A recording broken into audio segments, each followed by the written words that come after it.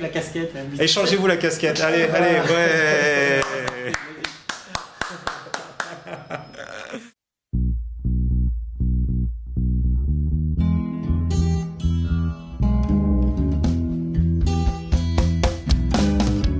Bitcoin, c'est une monnaie fiable, décentralisée, qui a un plafond de coin. Et c'est quelque chose qui manque au monde. Et je pense que ça va être la révolution de cette nouvelle décennie. Alors pour moi, évidemment, j'ai pas exactement la même vue. La caractéristique du Bitcoin, évidemment, c'est d'être une monnaie virtuelle. Donc c'est ça. L'autre caractéristique, et c'est là où je diverge, évidemment, et je ne suis pas du tout d'accord, c'est qu'elle est complètement découplée des banques centrales. Bon, par des procédés qui sont certes tout à fait fiables et des algorithmes de calcul tout à fait intéressants, mais découplés des banques centrales. Or, c'est un privilège régalien des banques centrales d'avoir un monopole de la monnaie. Donc c'est là où il y aura beaucoup de problèmes. Le fait que le Bitcoin se soit découplé des monnaies centrales, c'est justement pour ça que c'est positif. Parce qu'en fait, la monnaie qui est dans votre compte en banque, si vous la laissez sur votre compte en banque, elle va perdre sa valeur. Pourquoi ? Parce que la banque centrale, elle peut décider demain de créer plein de shekels ou plein d'euros, plein de dollars. Et ce faisant, elle va diminuer la valeur de la monnaie sans que vous vous en rendiez compte.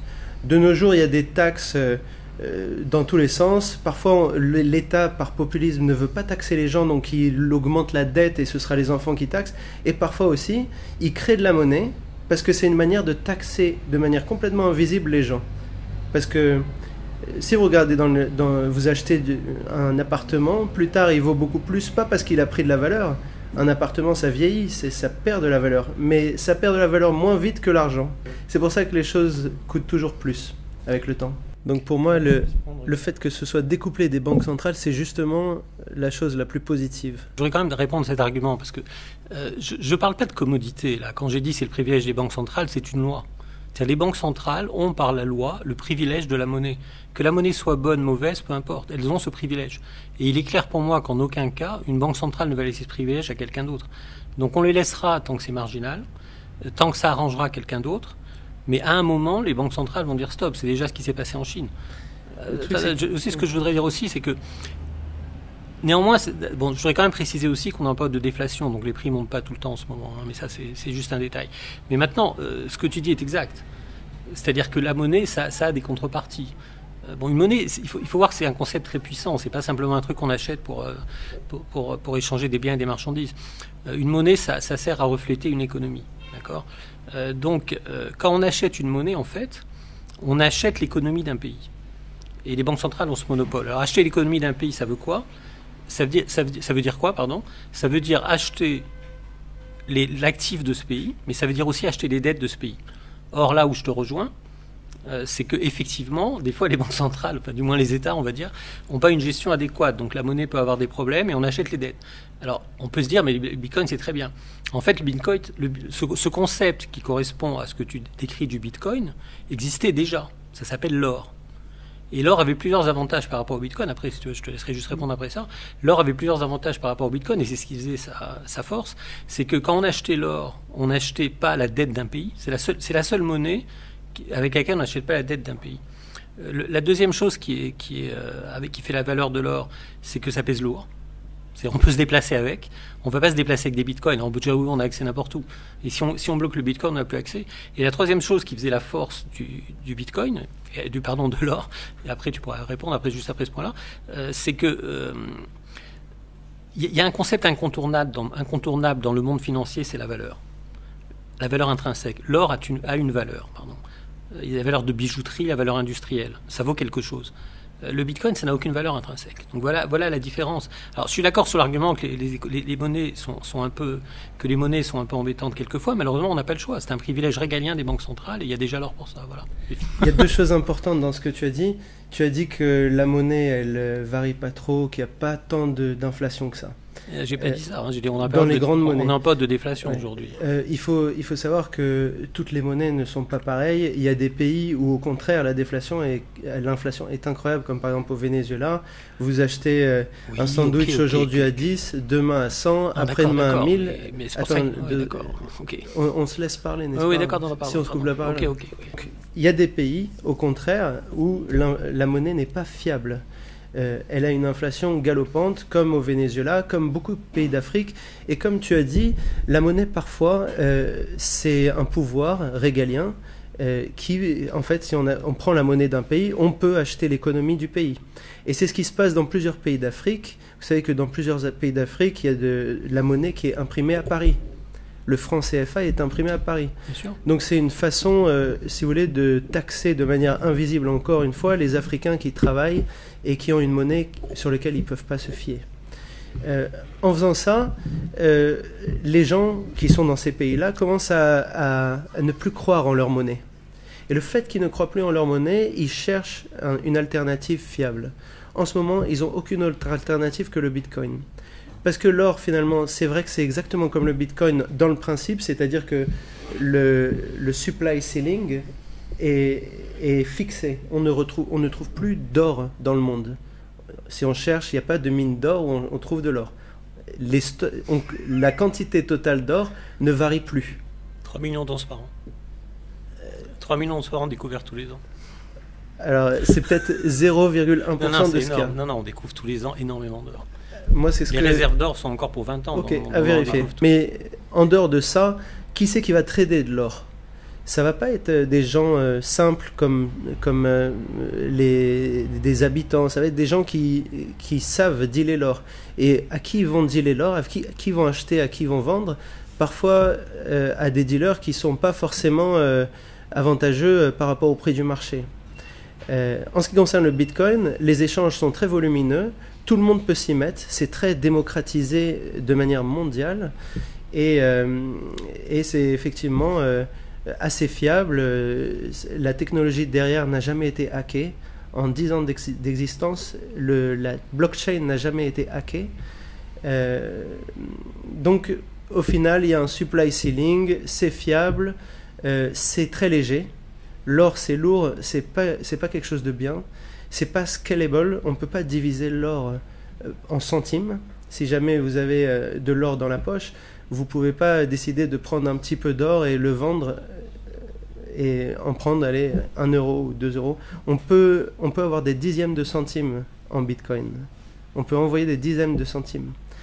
Et tout ça, dans un monde qui évolue, dans un monde où les migrations sont très grandes, c'est très important parce que, si vous voulez... quand on a 1 million d'euros par exemple à envoyer au Pérou par exemple, on a plusieurs choix. Soit on convertit tout en or, on arrive à l'aéroport et on va à la douane et on doit déclarer et puis on espère ne pas se faire voler sur place. Soit on fait un transfert par banque et on se fait assassiner sur le taux de conversion et sur le transfert international par les banques, parce qu'il y a plusieurs tierces parties. Il y a la Banque du Pérou, la Banque de France et les transferts internationaux. Il n'y a pas d'autre solution que le Bitcoin pour... Est-ce que je peux répondre? Ouais, c'est vrai, je suis un peu long. Non, bon, non, parce que j'aurais dû prendre des dates, parce qu'effectivement, il y a beaucoup de points. Bon, déjà, je voudrais enfin, ça va donner l'impression d'être un peu décousu, mais je vais essayer de me rappeler tout ce que tu as dit. D'abord, je voudrais insister sur un point. Les banques centrales ont le privilège légal de battre monnaie. C'est pas un choix, genre on décide à la banque centrale, c'est un privilège légal. Une monnaie qui n'est pas banque centrale est illégale. Ok, il vaut mieux échapper si on peut. Non, mais justement, on n'a pas le droit. On est illégal. Quand on achète de l'or, on y échappe. Non, quand on achète de l'or, on n'y échappe pas. Quand on achète de l'or, on n'y échappe pas. Si, parce que l'appartement est déclaré, l'or est déclaré. En gros, pour faire simple, si vous mettez tout votre argent en banque, vous perdez votre argent. Je voudrais quand même. On parle de monnaie là. On ne va pas parler d'appartement. L'or, je veux bien, pas d'appartement. On parle de monnaie, d'accord. On ne parle pas de biens et services. Tout est monnaie. L'or, c'est une monnaie aussi. Oui, l'or, je veux bien, mais pas les appartements. Donc, on parle de devises, d'accord. On avait parlé du premier point que quand on achetait une devise, la banque centrale pouvait mal gérer, l'économie pouvait être mal gérée. Donc là, effectivement, avec la devise, on achète On achète les actifs et le passif. Avec l'or, on n'achète pas la dette d'un pays. C'est pour ça que l'or est la seule devise avec laquelle on n'achète pas la dette du pays quand on l'acquiert. Le Bitcoin, c'est vrai que c'est pareil aussi. Mais il faut bien voir que le Bitcoin, on s'en sert comme monnaie. L'or, on s'en sert pas comme monnaie. L'or, c'est une sorte de protection qu'on peut avoir en période de troubles graves. Donc on ne va pas utiliser l'or pour payer 5 centimes, 10 centimes. On utilise l'or uniquement si un jour on a un gros problème, on se barre avec. Alors maintenant, avec le Bitcoin, tu me dis, on peut transférer de l'argent au Venezuela, on n'a pas de problème. Ça, justement, c'est le rôle de la monnaie. Pour moi, il n'est pas question que les banques centrales autorisent très longtemps ce genre de choses. À un moment, les banques centrales vont dire, vous êtes gentils, la monnaie, c'est nous. En plus, le nom de Bitcoin... Ils ont déjà essayé d'interdire... La Chine a interdit, déjà, c'est le premier. A déjà essayé d'interdire, mais ils n'ont pas réussi. Apparemment, les plateformes de Bitcoin ont fermé en Chine quand même. Non, les plateformes d'ICO ont fermé en Chine, mais les gens sont toujours dans le Bitcoin. Je vais t'expliquer comment ça va se terminer. Parce que les gens sont dans le Bitcoin, parce qu'ils peuvent traiter par d'autres plateformes. Mais tout ça va se fermer. Tout ça va se fermer. Attends, les banques centrales, à un moment, je pense même que Enfin bon, attends, je vais d'abord terminer. Donc le Bitcoin, l'avenir du Bitcoin en tant que monnaie universelle, elle est très compromise déjà parce que les banques centrales n'accepteront pas, et ensuite parce qu'il y en a très peu. Donc il n'est pas question que le Bitcoin... Alors l'astuce du Bitcoin... Non mais c'est quoi l'astuce du Bitcoin ? C'est pour ça que ça monte. C'est qu'en fait on a bloqué le nombre de Bitcoin et on fait en sorte qu'il y a de plus en plus de gens qui l'utilisent. Donc fatalement la valeur du Bitcoin monte. C'est exactement ce qu'on appelle une bulle spéculative. Donc, un jour ça va exploser. Juste pour revenir par rapport à ce que tu dis, que les banques centrales vont fermer les choses, ça. On a connu quelque chose qui était similaire quand j'étais jeune. Il y avait Napster. Je ne sais pas si tu te rappelles de cette plateforme. Napster, c'est une plateforme d'échange peer-to-peer, personne à personne, de films, de musique et tout ça. Et effectivement, il y avait, ça a détruit l'entreprise des CD, de la musique en général. Et parce que les gens n'achetaient plus les CD et plus les cassettes, puisqu'ils pouvaient télécharger gratuitement sur Internet les musiques de quelqu'un d'autre. Et ça continue d'ailleurs. Mais à l'époque, c'était nouveau. Et ce qui est important, c'est que c'est décentralisé. C'est-à-dire que le mec qui a fait Napster, c'est pas lui qui avait tous les MP3 et qui les donnait. C'était lui qui avait un cadre qui permettait que quelqu'un prenne à quelqu'un d'autre. Vous voyez ? Et du coup, l'industrie musicale, elle a essayé d'attaquer les gens, les individus, un peu partout dans le monde. Parfois, ils sont tombés sur un enfant de 13 ans, on l'attaque en justice. Et puis un autre, une femme de 50 ans. Mais au final, ils ont vu que c'était pas rentable. Ça marchait pas, cette façon de faire. Donc, ils ont baissé les bras. Et puis, au lieu de combattre, ils sont allés avec le flow. Et maintenant, ils gagnent plus d'argent sur les je voudrais répondre à ça. C'est une comparaison qui me paraît pas adéquate. Parce que là, on s'attaque, Napster, c'est de la musique, ok. Là, on s'attaque au privilège le plus absolu des États. Les banques centrales ont d'autres mains que l'industrie musicale. Ça va pas se passer comme ça. Et en fait, mon pronostic à moi, c'est que je suis d'accord que la monnaie virtuelle, c'est une très bonne idée. Mais ce qui va se passer, c'est que les banques centrales vont finir par s'approprier la monnaie virtuelle.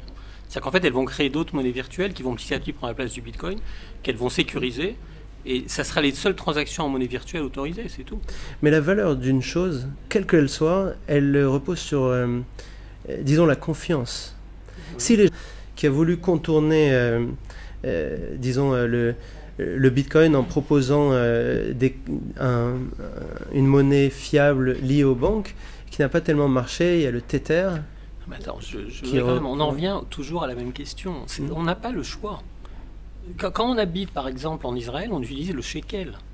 C'est la banque centrale israélienne qui émet du shekel, et ça a des conséquences bien plus grandes d'émettre du shekel pour l'économie israélienne. Il faut accompagner la croissance de l'économie.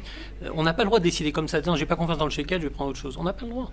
C'est juste une donnée, c'est comme ça. Les banques déjà, on a le droit. Non, on n'a pas le droit. On a le droit, c'est-à-dire on a le droit des monnaies étrangères, mais on n'a pas le droit d'utiliser une monnaie qui n'est pas régulière. Alors, mais le Bitcoin n'est pas illégal. Le Bitcoin, pour l'instant, n'est pas illégal. Et n'est pas illégal dans tous les pays du monde. Pour l'instant, le Bitcoin n'est pas illégal parce que les banques centrales s'y intéressent pas trop, parce qu'en fait, c'est très petit. Le Bitcoin, bien sûr qu'ils s'y intéressent. Non, mais c'est microscopique. Vous prenez Santander, HSBC. Non, je parle des banques centrales.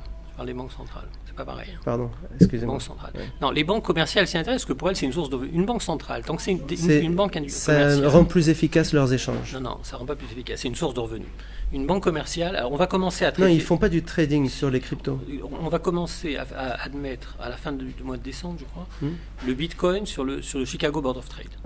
Donc ça veut dire qu'on va créer des futurs sur Alors, le Bitcoin. ça, ce qui est une aberration c'est le absolue. côté trading. Quand je disais Santander à HSBC, ce qu'ils veulent faire, eux, c'est autre chose. Eux, ils veulent utiliser la blockchain pour leurs échanges Non, mais ça, il n'y a intra-bancaires. aucun problème.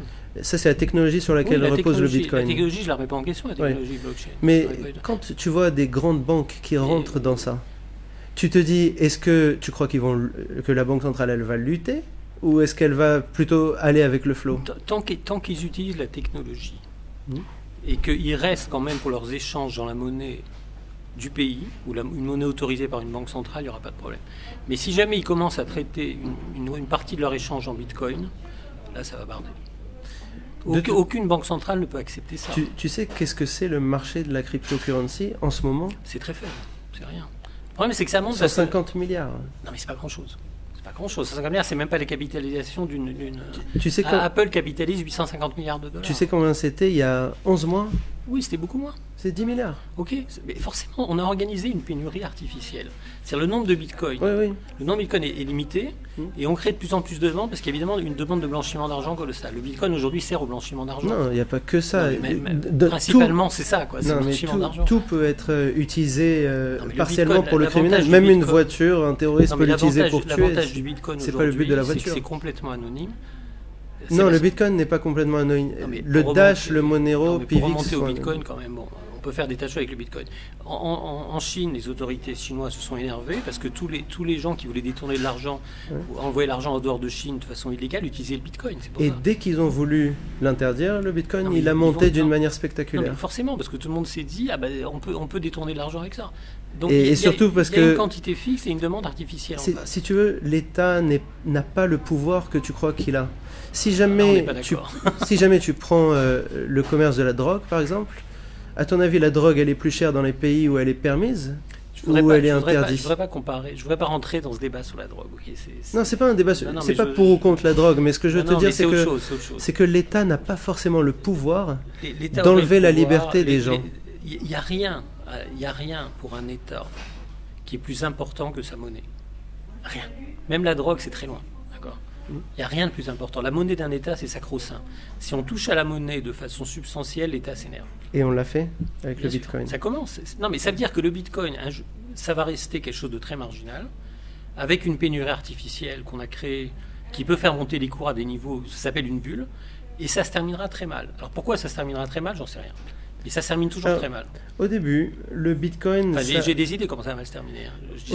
Au début, le Bitcoin, ça a commencé avec des geeks, des gens Oui, je connais. qui comprenaient la technologie, et puis c'est peut-être une personne ou plusieurs On ne sait pas personnes. d'ailleurs, l'inventeur est On a mystérieux. des idées. L'identité de l'inventeur est On très a des mystérieuse. idées de qui ça peut être, On a des mais idées, on n'a aucune c'est certitude. très mystérieux.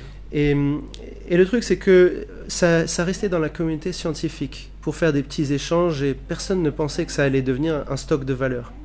Mais aujourd'hui, après, il y a eu un deuxième cercle, ça a été les libertariens. Les libertariens sont venus dedans. Les libertariens, comme tu le sais, c'est des gens qui sont contre le pouvoir du gouvernement. Eux, ils sont vraiment le contraire de ce que tu dis. Ils sont anarchistes, ils veulent vraiment que le gouvernement ait beaucoup moins de pouvoir dans nos vies, et spécialement pour les taxes.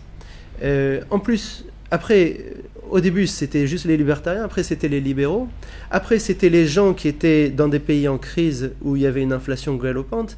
Et moi, je pense que tous ces gens-là, c'était ce qu'on appelle des early adopters d'un marché Tu oublies le émergent. blanchiment d'argent quand même. C'est 80% du Bitcoin. Non, ça c'est impossible à quantifier déjà. Enfin, bon. C'est quand même assez non, clair. le blanchiment d'argent, c'est impossible à quantifier. Ok. Et juste entre nous, blanchiment d'argent, en général, c'est plutôt l'État qui fait du blanchiment d'argent. L'État n'a pas besoin de blanchir de l'argent, il est blanchi par définition. Non, c'est-à-dire que si jamais tu as un politicien qui a un gros pouvoir sur une grande quantité d'argent, il ne peut Non, pas c'est le mettre l'État. directement Non, dans non, sa non, poche.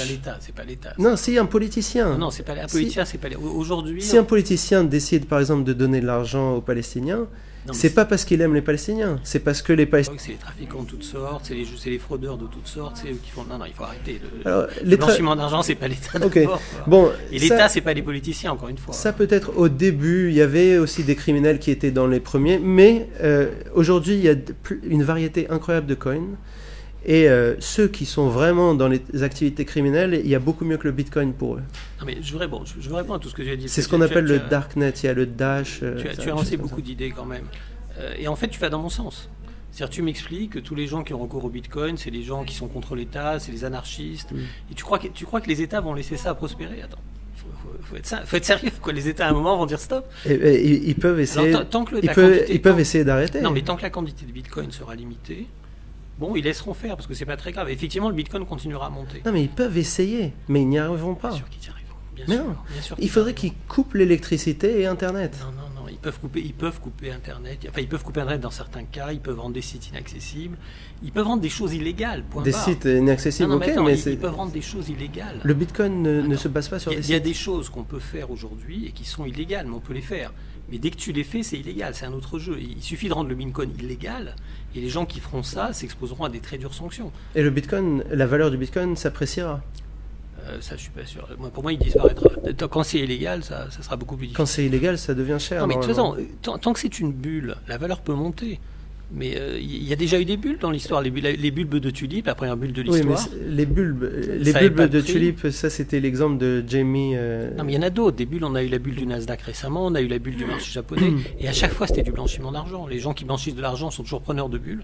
Et ça sert à blanchir de l'argent. Et ça se termine un jour. Ouais. Alors le Bitcoin peut se terminer pour plein de raisons. Le Bitcoin, c'est quelque chose qui manque dans le monde parce que. Et l'or L'or ne peut pas remplacer le Bitcoin parce que déjà, il n'est pas scalable. Comment tu dirais scalable en français? On ne peut pas le diviser. Il n'est pas divisible. Si, on peut diviser. Il y a des pièces. On peut diviser. Il y a des pièces d'or. Il n'est pas très divisible. Non, mais il y a des pièces d'or qui coûtent 50 €. Mais évidemment, ça n'a pas d'intérêt. Est-ce que tu peux l'envoyer facilement à ta famille tous les mois? Non. Mais on n'a pas besoin d'or pour ça. Alors imagine. On n'a pas besoin d'or pour ça. En ce moment, il y a beaucoup de migration. Tu es d'accord? Imagine l'Africain qui vient en France, qui récupère un salaire et qui veut envoyer tous les mois à sa famille, peu importe où. Il se fait assassiner par les banques ou par les transferts d'argent privés, dans le sens où si jamais tu envoies des commissions à chaque mois, s'il envoie des grosses sommes, c'est quelques milliers d'euros pour le transfert, n'est-ce pas? Si tu envoies 100 000... moi je paye 45 € à chaque transfert. Enfin, plus c'est des sommes fixes. Mais tu comptes pas la conversion de la monnaie dans ce cas-là? Si, la conversion c'est au spot, tout va bien quoi. Parce que comment tu fais? Je sais pas, je passe par ma banque, il me fait au spot le prix, je suis très content. Enfin, en général, j'ai le compte du spot. Peut-être que tu es tellement riche qu'ils te font les banques en général, c'est quand même pas énorme. Quoi. Les paiements en carte de crédit, les commissions, c'est pas énorme. Moi, par exemple, je vis en Angleterre. Avant, je vivais en France. J'ai vendu mon appartement en France. J'ai voulu ramener l'argent en Angleterre. Et les banques me proposaient un prix ahurissant, plusieurs milliers d'euros. Et je marque très grand. Non seulement ça, mais en plus, c'était pas immédiat. C'était 2 semaines, 3 semaines. Tout ça pour te dire qu'avec le Bitcoin, je peux envoyer non seulement des petites sommes, mais aussi des grosses sommes pour $1, n'importe où dans le monde, sans que ça me pose problème. Donc ce que j'ai fait, c'est d'ailleurs comme ça que j'ai commencé le Bitcoin. J'ai acheté du Bitcoin avec les euros et j'ai vendu le Bitcoin pour avoir des pounds. Pour l'instant, la seule utilisation qu'on a trouvée du Bitcoin... Non, ça c'est une des utilisations. C'est de faire des transferts. Pour ça, ça doit justifier un prix hallucinant. Quoi. Non, c'est une des utilisations. C'est aussi un stock de valeur comme l'or. Ce genre de choses, en admettant que ça soit possible, peut justifier... Non, la seule chose qui crée... C'est quelque chose qui manque au monde. La seule chose qui crée de la valeur au Bitcoin, c'est qu'on a limité le nombre de Bitcoin. Donc il y a une pénurie. Ça, c'est le fondamental, mais ce que tu ne regardes pas, quand tu achètes des courses au supermarché avec ta carte bleue, il y a plusieurs personnes qui sont... Il y a toi, il y a le supermarché, il y a la banque du supermarché, il y a ta banque et il y a la société de carte de crédit. Tous ceux-là, ils sont impliqués dans une transaction simple. C'est très inefficient. Si jamais tu passais avec le Bitcoin, c'est juste A qui envoie à B, sans qu'il y ait une tierce personne. On va revenir au point de départ. Mais tu es d'accord que ça, c'est une valeur? Non, pas du tout. Je vais t'expliquer pourquoi. On va revenir au point de départ, c'est-à-dire que c'est inefficient peut-être, mais c'est comme ça. C'est pas par hasard qu'il y a des circuits bancaires. Mais si on disait c'est comme ça pour tout, après on ne progresse pas du tout. Le circuit bancaire a une fonction dans l'économie. C'est-à-dire les banques donnent, la banque centrale donne aux banques un certain privilège et elles se rémunèrent d'une certaine façon. En fait, le Bitcoin, pour court-circuiter tout ça, est une façon de foutre en l'air tout ce circuit, y compris les banques centrales. Il est très clair qu'à un moment, les banques centrales ne vont pas supporter ce jeu. Mais tu es d'accord que dans l'histoire de l'humanité, ça c'est une histoire qui est très récurrente, quelque chose qui est très inefficient, qui est très compliqué, c'est pas très inefficient, et qui est très gros et qui se fait complètement balayer par une révolution. Non, c'est pas très inefficient. Ça marche très bien, je suis désolé. Ça marche très très bien. Les banques se rémunèrent dans des proportions bien moindres que ce que tu m'annonces. Moi, je sais pas, je fais couramment des transferts de France en Israël. Franchement, c'est pas. Je paye quoi? Je paye 45 € à chaque fois, quoi. Et en plus, il faut que... Mais simplement, l'économie est bâtie comme ça. Si quelqu'un s'attaque au fondement de l'économie avec le Bitcoin de façon un peu large, ça ne peut qu'attirer une réaction. De toute façon, le Bitcoin, bon, au-delà de cet aspect utilité, c'est bâti sur effectivement ce dont vous disiez tout à l'heure, une pyramide de Ponzi. Non, pyramide de Ponzi, c'est quelque chose de différent. Peut-être il faut expliquer ce que c'est pyramide de Ponzi, n'est-ce pas? Pyramide de Ponzi, c'est quand il y a quelqu'un qui promet un pourcentage et qui fait des transactions où il vole l'argent de certains pour le mettre dans certains autres pour continuer sa promesse. C'est une définition un peu restrictive. Mais c'est la vraie définition, c'est la vraie réalité d'une pyramide de Ponzi. C'est une application de la définition. Un Ponzi, c'est du vol. Non, mais attends, le Bitcoin, attends. Il faut bien comprendre que c'est décentralisé. Le Bitcoin est basé sur un schéma de pyramide de Ponzi. Non, mais dans ce cas-là, tout est un Ponzi. Ah non. Si. Non, il y a une grande différence. Alors, attends. Non, mais laisse-moi. Juste un truc, pour qu'on soit clair pour le Ponzi, je voudrais juste expliquer comment c'est exactement. Disons qu'il y a quelqu'un qui propose 10% par an, il y a un premier arrivant qui met 100, ensuite il y a deux nouveaux arrivants qui donnent 100 chacun, il donne 110 au premier arrivant, et sur les 90 qui restent, il met dans la poche, il attend les nouveaux entrants. Et en fait, il n'y a pas de travail derrière de l'argent. Pas dans la poche. Si, c'était ça. Ponzi, c'était ça. Oui, Ponzi, mais ce qu'on appelle pyramide de Ponzi aujourd'hui, c'est pas ça. C'est que, en fait, Madoff se rémunérait pas sur les 90 ce qu'il mettait dans la poche. Madoff se rémunérait sur 5% du fonds tous les ans, par exemple. Il avait un droit de gestion et il se rémunérait là-dessus. Alors, effectivement, l'argent était artificiel. Mais la différence, il faut aller au fondamental. La différence entre la pyramide de Ponzi et un schéma normal, la grande différence, c'est la création de valeur.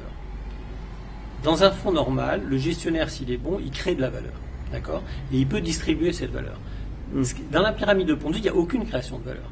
Et c'est exactement le cas du Bitcoin. Il n'y a aucune création de valeur. Le Bitcoin, c'est artificiel. C'est totalement artificiel. Il n'y a aucune création. Tu sais quoi? Si tu achètes un appartement, ton appartement, il ne crée pas de la valeur. Ah si. Ben non, puisqu'il est vieilli. Non, un appartement neuf, ça vaut plus de valeur qu'un appartement vieux. L'appartement crée de la valeur parce qu'il participe à l'économie. Et l'appartement, en quelque sorte, est un agent économique. Il est passif, certes, c'est passif. Mais c'est un agent économique. Si l'économie s'améliore... Sa valeur diminue. Son prix augmente. Parce que la valeur de l'argent diminue plus vite. Non, là, on rentre dans des subtilités. Alors là, si on tu parle veux, d'autre chose. On parle d'autre chose. C'est altruisme. Le Bitcoin, qui ne peut pas être dans cette configuration, il ne peut pas perdre sa valeur. On revient au point de départ. Le Bitcoin empiète sur le privilège des banques centrales. Et c'est ça qui le rend... Parce qu'il peut pas perdre de la valeur et que ça énerve les banques centrales. Non, ça énerve pas les banques centrales. Pour l'instant, elles ne réagissent pas, elles s'en foutent. Elles s'en foutent, 150 milliards de dollars, c'est rien, elles s'en foutent. Mais si un jour le Bitcoin... Donc le Bitcoin est condamné à rester petit. Et forcément, comme il est petit, c'est une bulle. C'est-à-dire qu'en fait, le prix va monter jusqu'au moment où il y a quelque chose qui va faire que ça ne va pas marcher. Et ça arrive toujours. J'ai connu les bulles du Nasdaq, j'ai connu les bulles de 84, j'ai connu la bulle du marché japonais. J'étais tout débutant. J'ai connu la bulle de l'immobilier aussi à Londres. J'ai connu plein de bulles. À un moment, on dit... Alors, le moment le plus dangereux dans une bulle, c'est quand on dit ça ne peut jamais baisser. Là, on sait qu'on est au top. Dès que j'entends ça ne peut jamais baisser, on est au top. C'est toujours comme ça. Le Nasdaq ne pouvait plus baisser en 2000. Juste, j'ai dit tout à l'heure, le Bitcoin, ça apporte quelque chose de nouveau au monde. C'est vrai qu'être libre de sa monnaie, c'est inestimable. Être sa propre banque. J'ai répondu 10 fois à ça. D'accord, ouais. Mais juste un truc. Il y a 21 millions de bitcoins qui sont prévus dans le monde et il y a 8 milliards de personnes, n'est-ce pas? D'où la bulle. D'où sans doute l'exponentielle montée qu'on a vécue ces 10 dernières années maintenant. Mais quand je dis ça apporte quelque chose de nouveau dans le monde, c'est comme Internet, c'est quelque chose d'émergent. Les gens qui ont confiance que dans leur banque et que sans le savoir ils sont taxés invisiblement par les banques centrales, peut-être qu'ils vont pas se rendre compte. Invisiblement du tout. Hein, Invisiblement, parce que très visiblement. non, parce que quand tu as 100 000 dans ta banque, tu n'imagines pas que dans 4 ans, la plupart des gens ne savent pas que dans 4 ans, ces 100 000, ça vaudra beaucoup moins que 4 ans avant. Pour eux, 100 000, c'est 100 000. Non, mais attends, les gens ont les moyens de placer cet argent, ils ont le moyen de faire des tâches. Mais ils ne le font pas forcément. Non, mais ok, donc, ils perdent de l'argent. Mais ouais. les bitcoins un jour, ça va aussi beaucoup se dévaluer. Et là, ils perdront tout. C'est possible que ça marche sur la confiance. Mais oui, voilà, parce que comme une bulle. On en revient toujours au concept de bulle. Il n'y a pas de valeur au bitcoin. Tout le principe du bitcoin, c'est justement la transparence et la confiance. C'est-à-dire que le bitcoin s'est fait d'une certaine manière à ce que tu as un ledger qui est disponible sur place, sur Internet, et tout le monde peut accéder aux informations. Et en plus, le code du bitcoin, il est en open source, comme la plupart des... Le principe d'une devise, c'est pas la confiance. Enfin, ça l'est, s'il faut voir, c'est la valeur. Il n'y a aucune valeur au bitcoin. Alors, on peut dire que c'est la confiance dans la mesure où c'est une devise d'une banque centrale. C'est-à-dire quand on n'a plus confiance dans l'économie d'un pays, la monnaie baisse, effectivement. Mais c'est même quand on n'a plus confiance dans la monnaie. C'est en fait quand on n'a plus confiance dans la valeur. Dans le bitcoin, il n'y a aucune valeur. Alors évidemment, ça attire les gens, 6 milliards d'individus ou 7 milliards, 21 millions de pièces. Savoir que tu peux... C'est une bulle parfaite, c'est vraiment la bulle parfaite. Tu trouves pas que c'est une valeur de savoir que tu peux avoir 1 million dans la poche et prendre l'avion sans que la douane ne le sache, sans que personne ne le sache? Tant que c'est basé sur une façon d'être illégal, non. Parce que c'est pas illégal. Un jour ou l'autre, ça serait mal. Non, mais si on veut pas que la banque le sache, c'est qu'on a une raison. Sinon, j'en ai rien à foutre que la douane le sache. Quoi.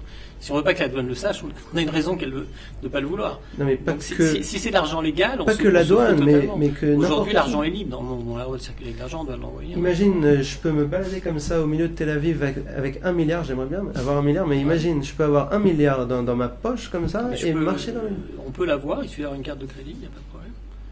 On peut avoir 1 milliard en banque, tout le monde peut se balader dans Tel Aviv. Alors, est-ce que tu peux retirer 1 milliard tout de suite de la banque? Non. Il n'y a rien qui l'interdit. Mais ça va pas être facile. Tu peux toujours te pointer à la banque et demander. Non, si tu vends 1 milliard de bitcoin, tu vas voir ce qui va se passer aussi. Hein. Ouais, mais bon, tu vas voir ce qui va se passer. Je suis pas obligé de le vendre en shekel. Je peux dire voilà, je te donne 1 milliard de bitcoin. Non, mais je voudrais quand même recentrer le truc, hein, parce que là, pour moi, il y a 2 choses dans le bitcoin. D'abord, on a créé une bulle totalement artificielle avec 21 millions de bitcoins et 7 milliards d'individus en disant le bitcoin c'est génial. Donc évidemment, il y a de plus en plus de gens qui veulent acheter. C'est le jeu du mystigri, quoi. Le dernier avec, il va se faire coller. Alors ça peut durer 5 ans. Hein. La bulle du Nasdaq a duré 3 ans. On a vu les titres passer de 1 à 100, ils sont partis à 1 derrière. Donc les bulles se terminent toujours comme ça. Et deuxièmement... Tu sais qu'il y a quand même des valeurs du Nasdaq qui n'ont jamais craché de manière définitive. Comme par exemple Facebook, ces 5 dernières années, ça a été multiplié par 8,5. Facebook n'était pas coté en 2001.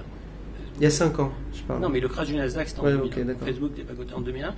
Heureusement qu'il y a des valeurs qui n'ont pas complètement crashé.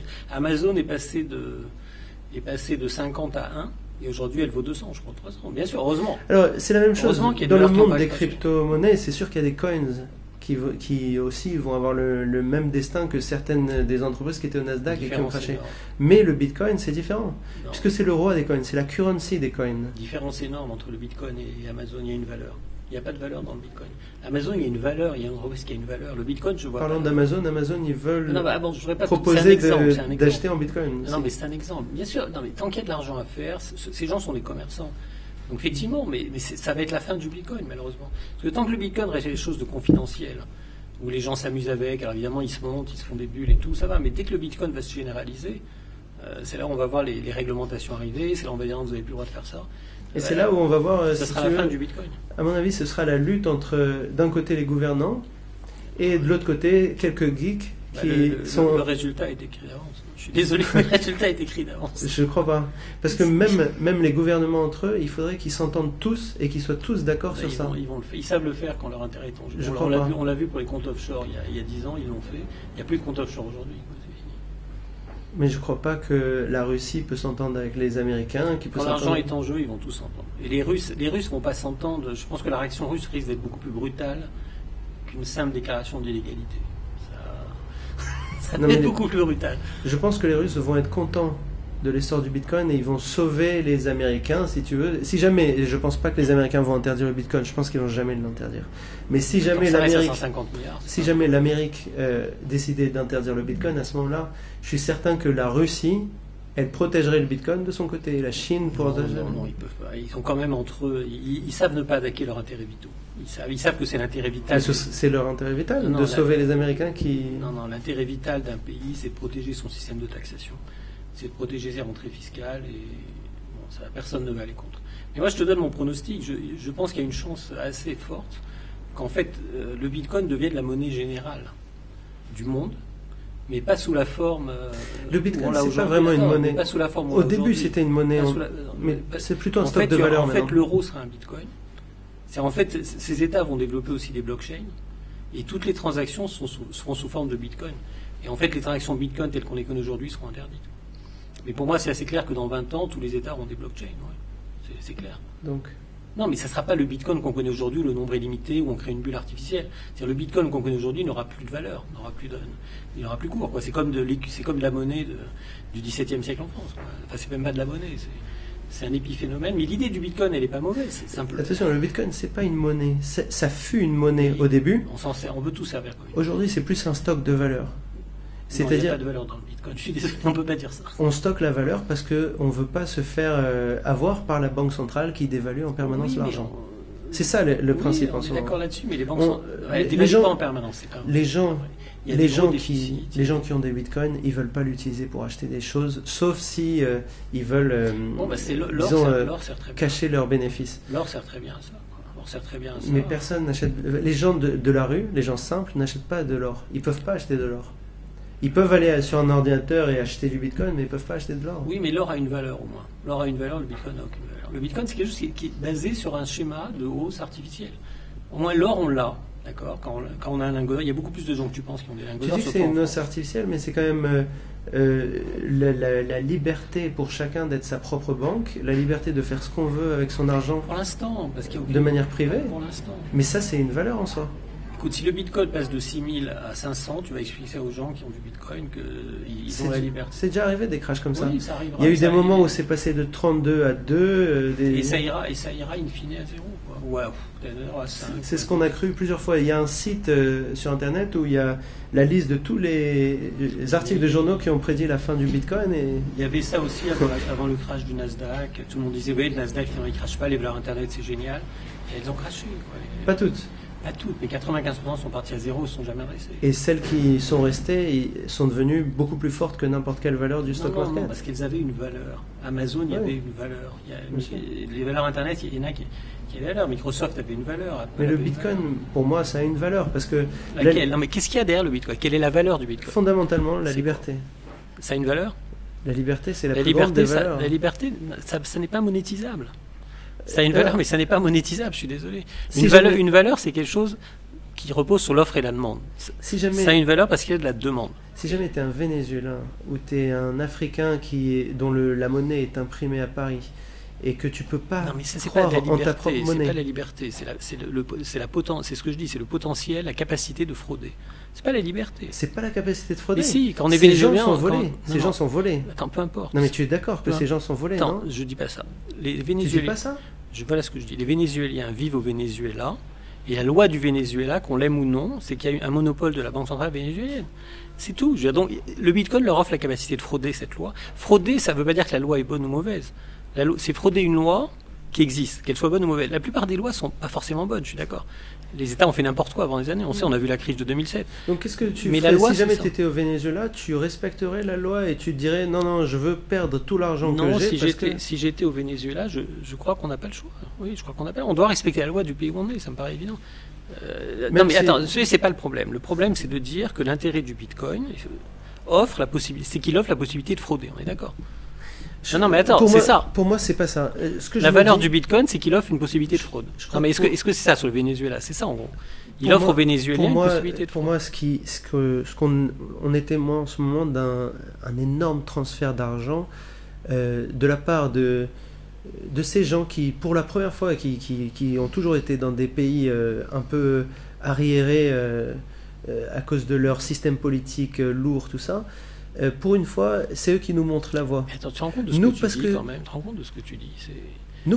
Mais justement, nous, on ne se rend pas compte, puisque notre monnaie, elle est tellement stable, nos pays marchent tellement bien, on a une tellement bonne économie, On ne voit pas les choses Mais arriver. tu te rends pas compte de ce que tu dis, excuse-moi, mais dans ces pays-là, qui ne sont pas des pays démocratiques, qui sont des pays durs, on peut aller jusqu'à imaginer que la détention de Bitcoin à un moment soit punie de la peine de mort. Mais c'est le cas. Oui, bah voilà. Alors Dans un pays, excuse-moi, c'est un peu. il y a un pays africain, c'est le cas, Oui, et bah tu sais voilà. que le prix du Bitcoin là-bas, il est 2 fois Bah, bien sûr. supérieur au prix du Non, mais Bitcoin bien sûr, ici, les gens, normal. non, parce que les gens, ils veulent frauder. Bon, ok. Non, Mais- parce qu'ils n'ont pas le choix.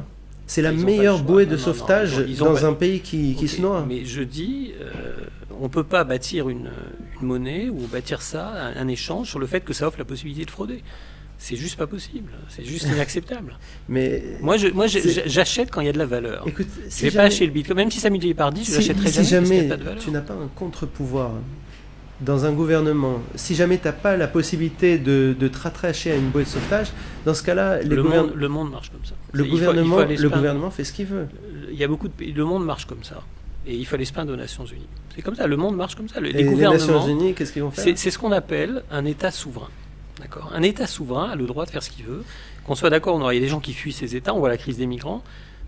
Mais c'est comme ça. Je veux dire, Les croyants en mais- Bitcoin, mais ça, ils c'est une pensent autre. que Non, c'est non, mais pas c'est une autre discussion. Et en même temps, les gens qui cherchent à avoir un espoir en l'avenir. Non, mais là, on tourne en rond. Ne Je veux veut- dire, c'est une autre discussion. La discussion, c'est que moi, je dis. Mais ça, c'est la valeur fondamentale du Bitcoin. Bon, bah, cette je ne peux liberté. pas être d'accord avec ça. Je ne peux pas être d'accord sur le fait que la valeur fondamentale repose sur une liberté de frauder, sur un droit, sur une possibilité de frauder. C'est On tout. peut le C'est para- pas- c'est tu, pas- tu le décris comme ça, mais tu pourrais dire c'est un contre-pouvoir Non. sur la mainmise des banques centrales sur la monnaie, C'est qui illégal. permettrait Oui, mais aux justement, banques centrales de taxer de manière invisible tout le monde. C'est totalement illégal.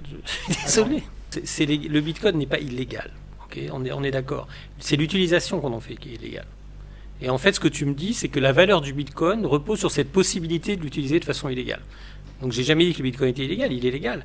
Mais on peut pas dire c'est bon parce qu'on a le droit de faire de l'utilisation illégale. Sortir de l'argent du pays. illégal d'investir dans quelque chose qui prend de la valeur. Non, on parle pas de ça. Je dis l'utilisation que font les détenteurs de Bitcoin est une utilisation illégale Pourquoi dans les pays. illégal? Parce que sortir de l'argent de Chine, c'est illégal.